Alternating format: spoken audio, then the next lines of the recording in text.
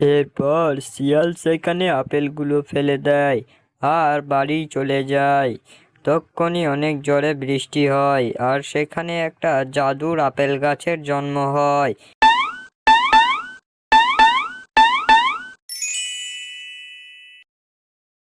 আরে, বেশ কয়েকদিন ধরে আপেল খাওয়া হয়নি। যাই, আমি বাজার থেকে আপেল নিয়ে আসি।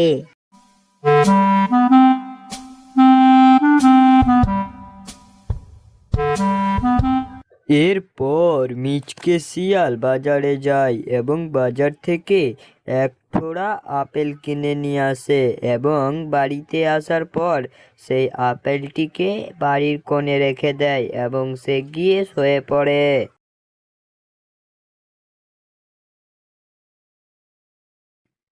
পরের দিন সকালবেলা আরে, আপেলগুলো তো দেখছি একদম খারাপ হয়ে গেছে। এখন কি করব? যাই, আপেলগুলো ফেলে দিই। এরপর শিয়াল সেখানে আপেলগুলো ফেলে দেয় আর বাড়ি চলে যায়। তক্ষুনি অনেক জোরে বৃষ্টি হয় আর সেখানে একটা জাদুর আপেল গাছের জন্ম হয়।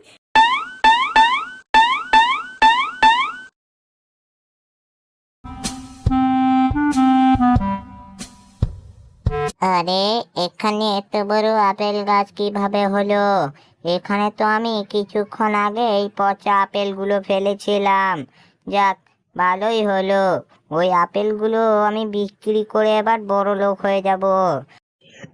এরপর মিচকে অনেকগুলো আপেল পেড়ে বিক্রি করতে চলে যায় আর সমস্ত আপেল বিক্রি করে আর ধীরে ধীরে সে অনেক বড় লোক হয়ে যায় এবং সে একটা ভালো বাইকও কিনে নেয়।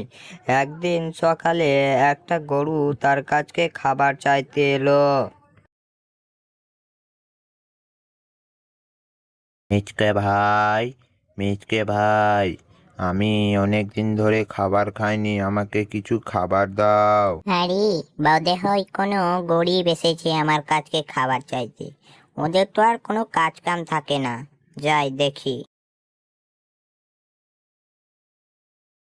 মিচকে শিয়াল ভাই, আমাকে তোমার গাছ থেকে দুটো আপেল দাও না গো, আমার খুব খিদে লেগেছে, আমি কয়েকদিন ধরে কিচ্ছু খাইনি।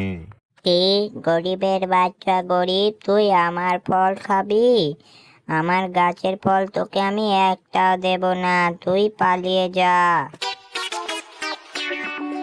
এরপর গরুটি মন খারাপ করে চলে যায় আর এই সমস্ত কিছুই আপেল গাছ দেখে নিয়েছিল। আরে, এই শিয়ালটা তো দেখছি খুব বেশি স্বার্থপর। আমার এখানে থেকে কাজ নেই, আমি এক্ষুনি ফ্যানিশ হয়ে যাব।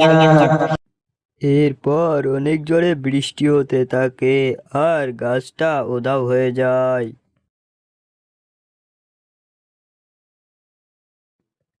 আরে, গাছটা কোথায় গেল? হাই হাই, এ কি সর্বনাশ হলো আমার!